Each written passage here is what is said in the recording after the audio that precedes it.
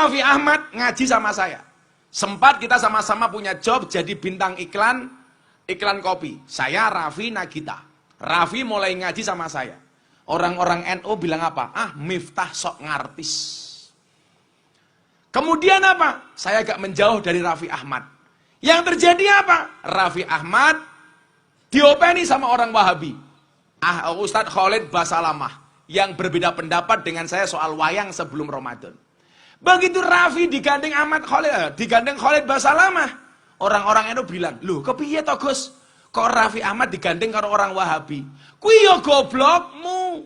Aku gandeng karo artis mau arani sok ngartis." Begitu dia kita tinggalkan digandeng oleh orang Wahabi, kita pusing, Mas.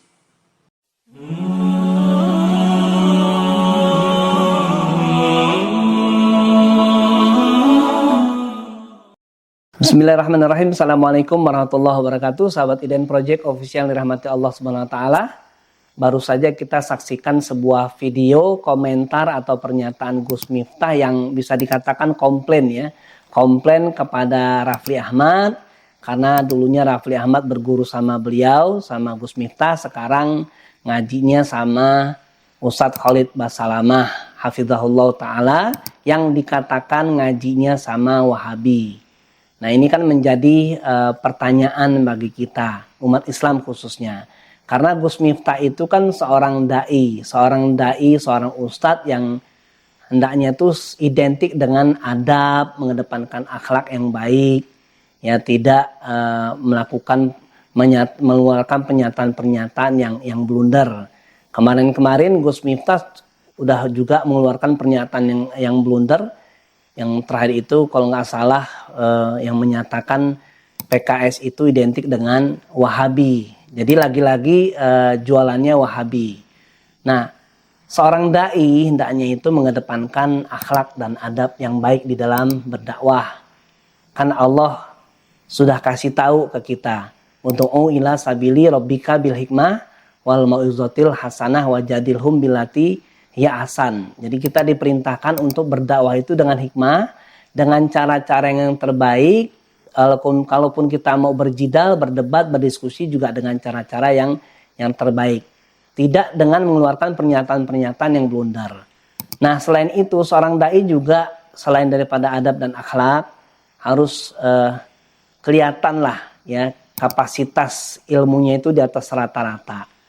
Jadi jangan sampai justru umat melihatnya ini kok seorang dai, seorang ustadz lebih mengedepankan emosional, amarah yang tidak ada dasarnya. Nah, jadi penting bagi siapapun orangnya, siapapun dainya atau ustadznya itu mengajak kepada umat untuk mengedepankan persatuan dan kesatuan. Mencerdaskan, membangkitkan kesadaran umat, membangkitkan cara berpikir umat, membangkitkan hati umat, kesadaran umat untuk lebih meningkatkan kualitas iman dan takwanya kepada Allah Subhanahu wa taala serta mengajak umat kembali kepada Al-Qur'an dan As-Sunnah dengan pemahaman salaf, dengan merujuk kepada ulama-ulama muktabar, ulama-ulama yang lurus, ulama-ulama tauhid yang mengedepankan semangat persatuan dan kesatuan tadi. Nah, ini ada beberapa point of view yang kami akan sampaikan ya. Yang pertama, bahwa ukuran hak dan batil, halal dan haram itu disandarkan kepada Al-Qur'an dan As-Sunnah. Ya, jadi siapapun orangnya selama yang keluar dari pernyataan itu bersandarkan Al-Qur'an dan As-Sunnah, qala Allah dan qala Rasulullah, itu bisa kita ambil.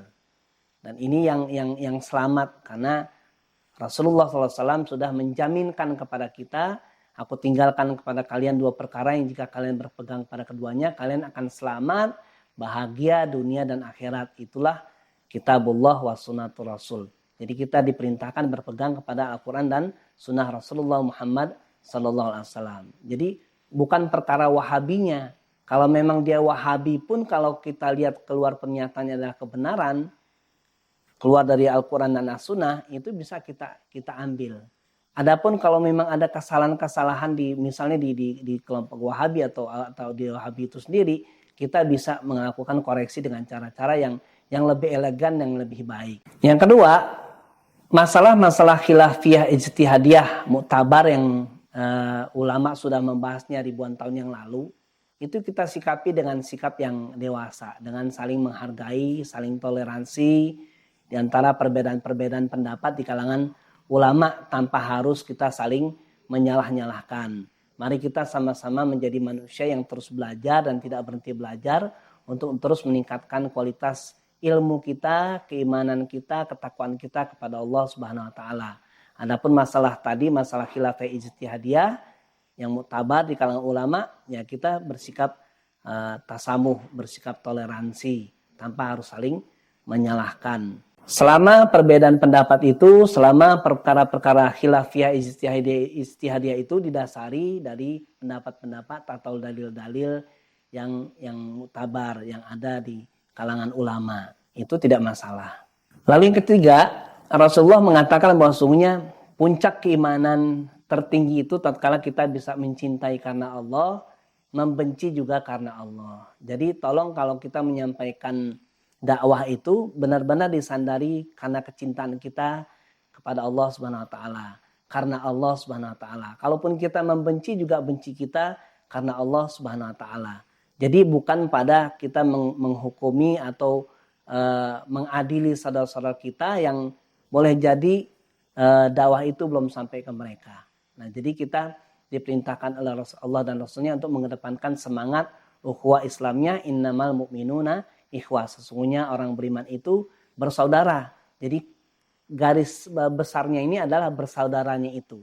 Jadi tidak ada embel-embel dari manapun mereka, dari siapapun mereka, selama tidak ada pelanggaran di dalam nas-nas syar'i, tidak ada pelanggaran atau pembatal-pembatal syahadat di dalam diri saudara-saudara kita, dia masih saudara kita. Masih saudara seiman, masih saudara se-Islam. Makanya kita diperintahkan wal asri innal insana lafi khusr illal ladzina amanu wa amilus solihat wa tawassaw bil haq wa tawassaw bis sabr. Sungguh demi masa manusia itu benar-benar dalam kerugian kecuali orang beriman dan beramal soleh yang nasihat menasihati dalam kebenaran dan nasihat menasihati dalam kesabaran. Di lain ayat juga wa tawassaw bil marhamah, nasihat menasihati dalam kasih sayang. Jadi kalau kita mau menasihati saudara kita harus hadir dulu perasaan kasih sayang kita kepada saudara kita. Harus hadir dulu, lahir dulu dalam hati kita rasa cinta kepada saudara muslim kita. Jadi tidak ada kedengkian. Gitu. Jadi nanti ketika kita nasihatin itu, nasihatin saudara kita itu nanti lepas nasihat itu sampai kepada hati mereka, sampai kepada pemikiran mereka dan mereka akan terima. Dibandingkan kita membuat pernyataan-pernyataan justru melahirkan blunder. Jadi orang jadi antipati, orang jadi tidak simpatik dengan dakwah kita. Itu yang harus kita hindari. Jadi kedepankan sekali lagi adab dan akhlak kita di dalam menyampaikan dakwah. Dan yang keempat, yang terakhir, mari sama-sama kita menjadi manusia yang terus-menerus belajar, menambah wawasan kita, menambah keilmuan kita sebagaimana perintah Allah Subhanahu wa taala di dalam Al-Qur'an, Iqra bismi rabbikal ladzi khalaq. Bacalah dengan menyebut nama Tuhanmu. Jadi belajarlah dengan siapa saja, ya, selama itu tidak melanggar aturan-aturan syariat. Belajar dengan banyak guru, dengan banyak ulama, sehingga kita bertambah wawasan kita, bertambah juga kesadaran kita bahwa sesungguhnya kita ini sebenarnya kecil. Sebenarnya kita ini ilmunya sedikit sekali dibandingkan ilmu Allah yang begitu luas. Dan kita diperintahkan Allah juga untuk selalu bersikap tawadu. Apalagi tawadu di tengah-tengah orang-orang yang beriman. Selama kita hidup, selama itu pula kita harus menjadi manusia pembelajar sampai kita masuk ke liang lahat. Karena ilmu Allah itu begitu luas, ilmu kita cuma sedikit. Wa ma utitum minal ilmi illa qalila, dan tidaklah kami memberikan pengetahuan itu kecuali sedikit sama kepada kalian, kata Allah kepada kita umat manusia. Jadi jangan jumawa, jangan sombong, jadilah manusia yang senantiasa tawadu, tidak hanya di hadapan Allah dan Rasulnya, tapi juga di hadapan makhluk-makhluk Allah yang lainnya. Semoga yang sedikit ini bisa bermanfaat dan bisa menjadi pembelajaran dan banyak hikmah yang bisa kita ambil. Demikian, Assalamualaikum warahmatullahi wabarakatuh.